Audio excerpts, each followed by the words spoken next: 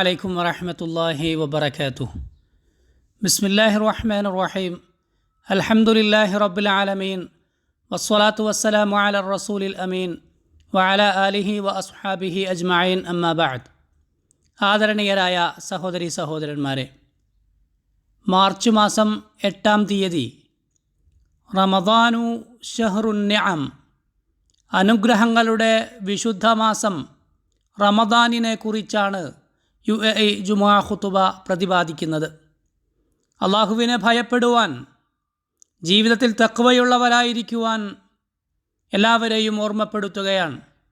കാരണം തഖ്വയാണ് നമ്മുടെ വിശ്വാസത്തിന് ഏറ്റവും ശക്തി പകരുന്നതും നമ്മുടെ ഹൃദയത്തെ സംശുദ്ധമായി നിലനിർത്തുന്നതും നമ്മുടെ സൽക്കർമ്മങ്ങളെ ശാശ്വതമാക്കുന്നതും നമ്മുടെ പദവികൾ ഉയർത്തുന്നതും നമ്മുടെ നോമ്പുകളെ സൂക്ഷ്മമായി സംരക്ഷിക്കുന്നതും. അള്ളാഹുവിനെ കണ്ടുമുട്ടുവാൻ നമുക്ക് തയ്യാർ ചെയ്യാവുന്ന ഏറ്റവും വലിയ കാര്യവും അള്ളാഹുവിനെ ഭയപ്പെടുക എന്നതാണ്. അള്ളാഹു വിശുദ്ധ ഖുർആനിൽ ഇങ്ങനെ ഓർമ്മപ്പെടുത്തിയിട്ടുണ്ട്: യാ അയ്യുഹല്ലദീന ആമനു കുതിബ അലൈക്കുമുസ്സിയാമു കമാ കുതിബ അലല്ലദീന മിൻ ഖബ്ലിക്കും ലഅല്ലക്കും തത്തഖൂൻ. സത്യവിശ്വാസികളെ, നിങ്ങൾക്ക് മുമ്പുള്ളവർക്കെന്നതുപോലെ നിങ്ങൾക്കും നോമ്പ് നിർബന്ധമാക്കപ്പെട്ടിരിക്കുന്നു, അതുവഴി നിങ്ങൾ സൂക്ഷ്മതയുള്ളവരായേക്കാം. സത്യവിശ്വാസികളെ, വിശിഷ്ടാതിഥി പടിവാതിൽക്കലെത്തിയിരിക്കുകയാണ്. അള്ളാഹുവിങ്കൽ ഏറ്റവും മഹത്തരമായ വിശുദ്ധ റമദാൻ ആഗതമാവുകയാണ്.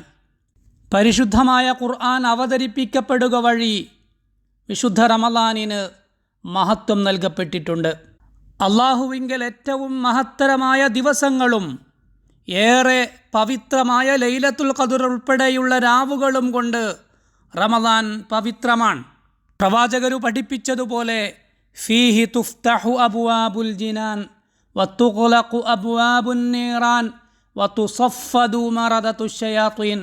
വിശുദ്ധ റമദാനിൽ സ്വർഗവാതിലുകൾ തുറക്കപ്പെടുകയും നരകത്തിൻ്റെ വാതിലുകൾ അടക്കപ്പെടുകയും പിശാചുക്കൾ ബന്ധനസ്ഥരാക്കപ്പെടുകയും ചെയ്യും.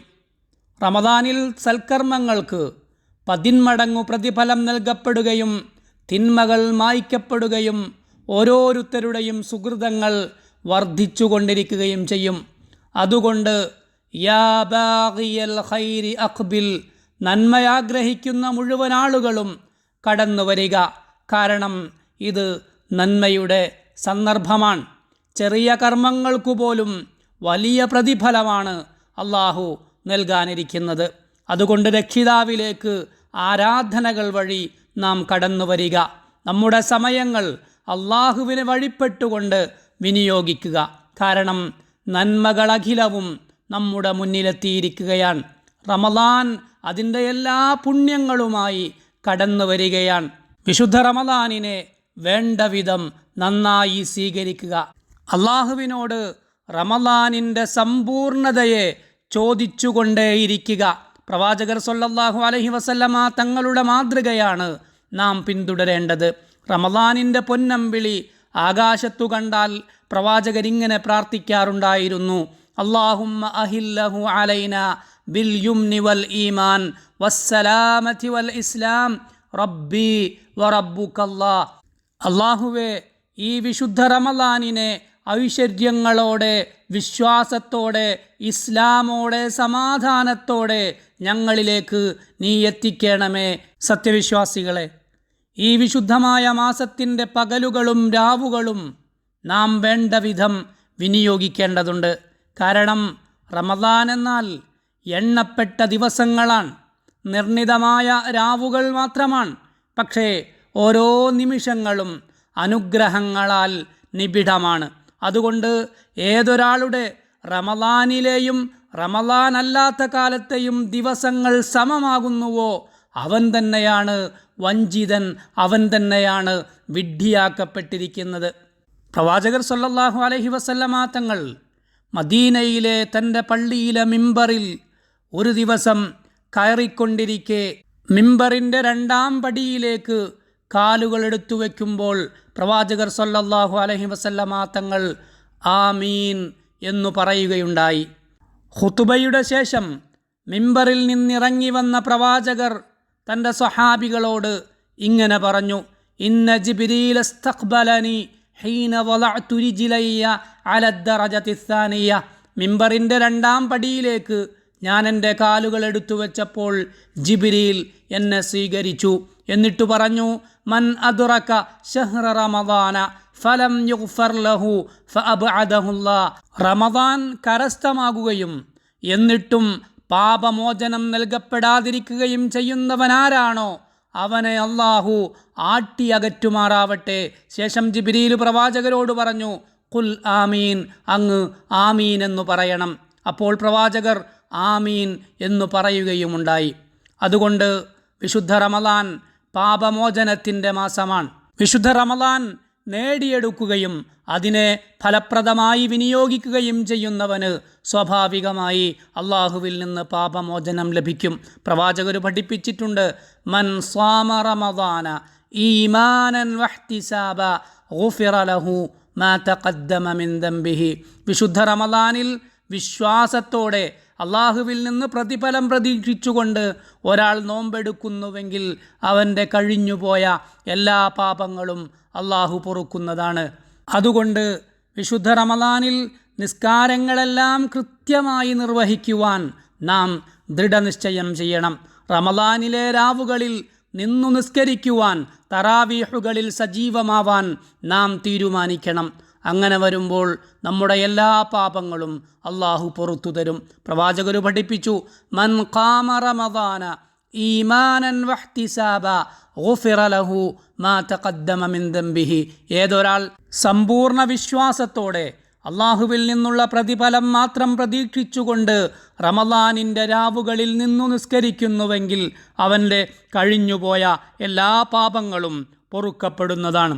അതുകൊണ്ട് നമ്മുടെ സ്വത്തിൽ നിന്ന് സക്കാത്ത് അവകാശികൾക്ക് നമുക്ക് കൃത്യമായി കൊടുത്തുവീട്ടാം.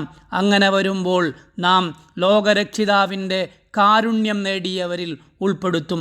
അള്ളാഹു അവൻ്റെ സത്യവിശ്വാസികളായ അടിമകളെ പ്രശംസിച്ചുകൊണ്ട് ഖുർആനിൽ പറയുന്നത് ഇങ്ങനെയാണ്: വയുഖീമൂന സ്വലാത്ത വയുഅ്തൂന സകാത്ത വയുതീഊന അല്ലാഹ വറസൂലഹു ഉലൈക സയർഹമുഹുമുല്ലാഹ്.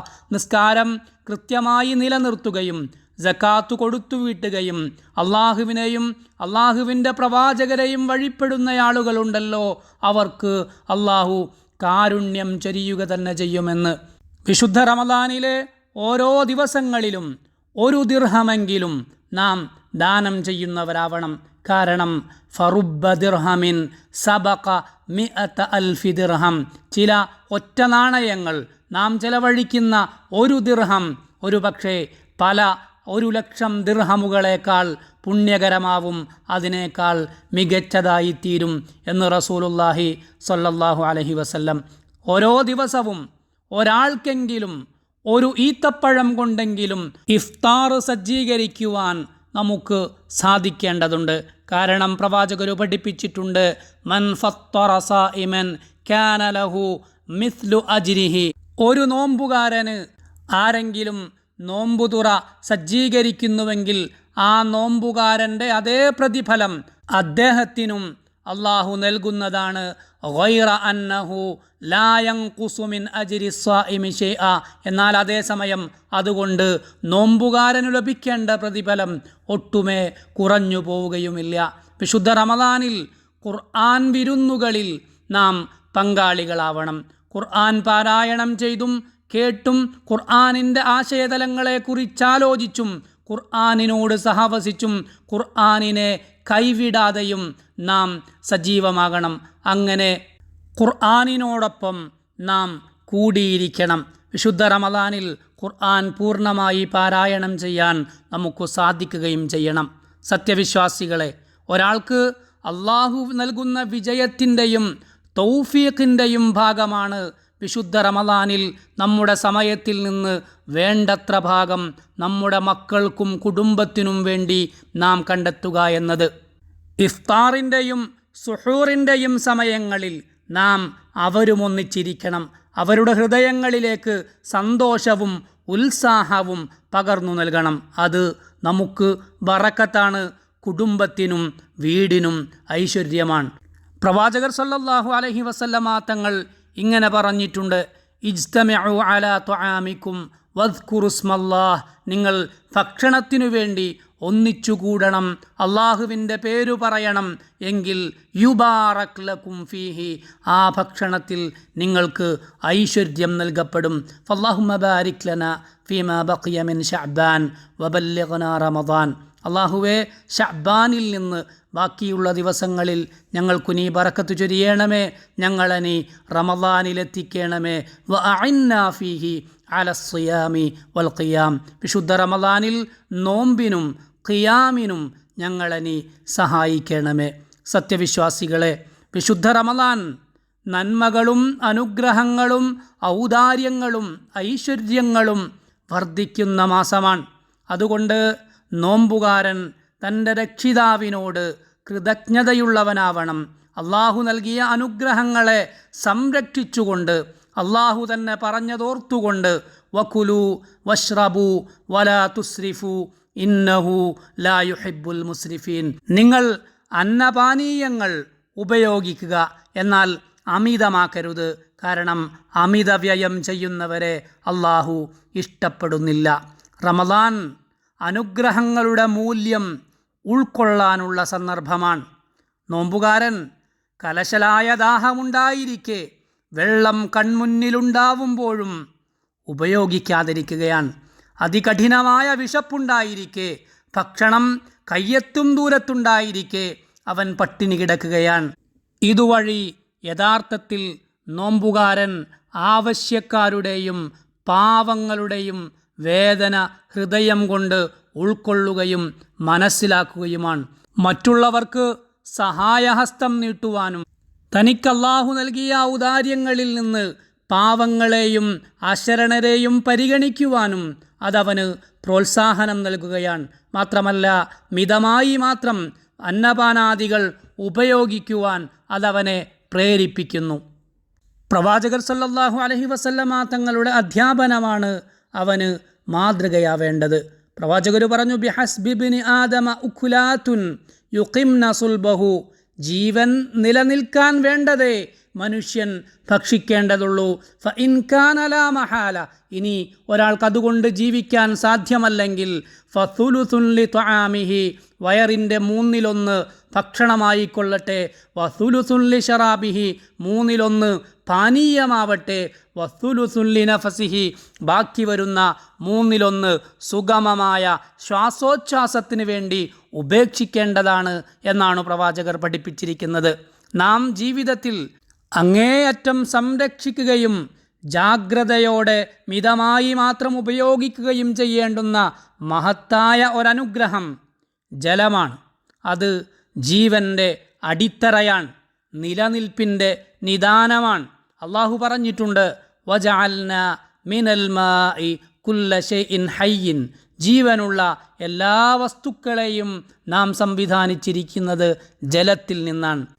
ഈ പശ്ചാത്തലത്തിലാണ് പുതുതായി ഈ മഹത്തായ രാജ്യത്തിൻ്റെ ആദരണീയനായ പ്രസിഡന്റിൻ്റെ നാമധേയത്തിൽ ലോകോത്തര നിലവാരത്തിൽ വ്യതിരിക്തവും സുമോഹനവുമായ രീതി അന്തർദേശീയ തലത്തിൽ ജലപ്രതിസന്ധിക്ക് പരിഹാരം കാണുന്നതിന്, ജലദൗർലഭ്യമെന്ന ലോകോത്തര പ്രതിസന്ധിക്ക് പരിഹാരം കണ്ടെത്തുന്നതിന് വേണ്ടിയുള്ള ഉദ്യമങ്ങളെ നാം മനസ്സിലാക്കേണ്ടത്.